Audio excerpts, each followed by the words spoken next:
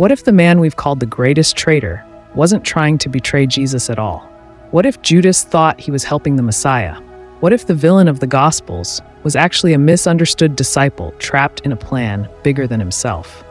Today, we uncover the real story, beyond the silver coins, beyond the kiss, and deep into Judas's mind. Let's be honest. When you hear the name Judas, what comes to mind? A traitor, a liar, the man who sold Jesus for 30 silver coins. But history is more complex than we like to admit. Was Judas purely evil, or did something deeper drive his actions? Was he greedy, lost, scared, or a tool in God's divine plan? Let's travel back 2,000 years into the dusty streets of Jerusalem, to the tense final days before Jesus' crucifixion, and into the heart of a man history cursed. Who was Judas? Judas Iscariot. The last name Iscariot likely comes from Kerioth, a town in Judea.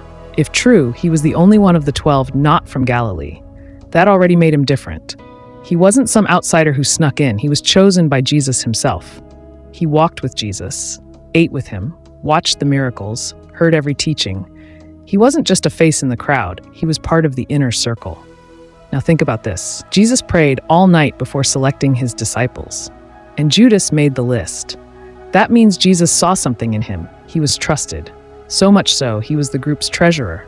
He carried the money bag, a symbol of trust. But then, something shifted. Was it a slow drift or a sharp fall? We don't know for sure. Some scholars even believe Judas had radical hopes for the future. Dreams of a Jewish kingdom restored, maybe even through political. If Jesus was going to be that king, Judas wanted to be part of it. He wasn't looking to escape Rome. He was looking to overthrow it. Shattered everything. Why did Judas go from loyal disciple to betrayer? The Gospel of Matthew 26:14-16 tells us, "Then one of the 12, the one called Judas Iscariot, went to the chief priests and asked, 'What are you willing to give me if I deliver him over to you?' So they counted out for him 30 pieces of silver." It sounds straightforward, money, but was it really that simple? 30 pieces of silver wasn't even a massive sum, it was the price of a slave. So the question is, why would a man who walked with the Messiah sell him for pocket change? The zealot theory. Some scholars believe Judas wasn't motivated by greed, but by disillusionment. The Jews in that time longed for a Messiah who would conquer, a warrior king like David. Many believed Jesus was that Messiah, until he started talking about loving enemies, turning the other cheek, and dying. What if Judas was trying to push Jesus into action? Force his hand? It's called the zealot theory. Some say Judas thought, if I hand him over, Jesus will finally rise up, show his power, call down heaven, and overthrow Rome.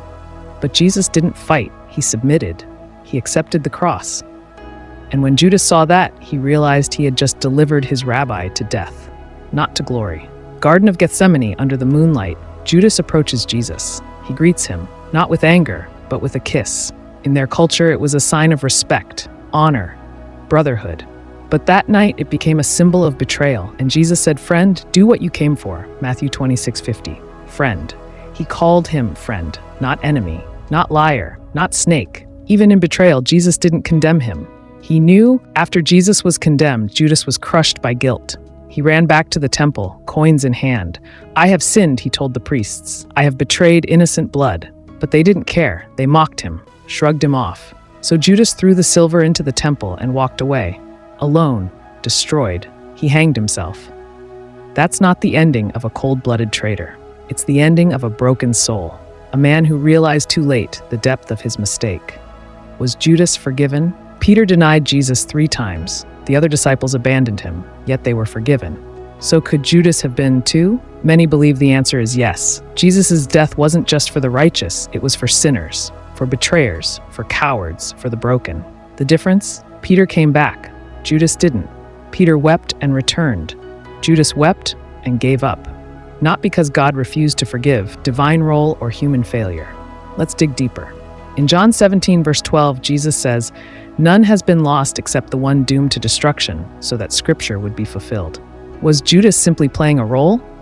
A character in a divine script? Prophecy said the Messiah would be betrayed. So was Judas a puppet, or did he have free will? This question haunts theologians to this day. Some say God used Judas's weakness. Others say Judas still made his choice. But here's the deeper truth. Without Judas, there's no cross. And without the cross, there's no resurrection. The Gospel of Judas, a lost perspective. In 2006, something astonishing happened. An ancient manuscript, lost for over 1,700 years, was translated. It was called the Gospel of Judas. In it, Judas isn't a villain, he's a hero. Jesus allegedly tells Judas, "You will sacrifice the man that clothes me." In other words, Judas was Judas in art, culture, and memory. Judas has been painted as a monster, a devil, a shadowy figure in every drama about Jesus. He became the symbol of betrayal in every language.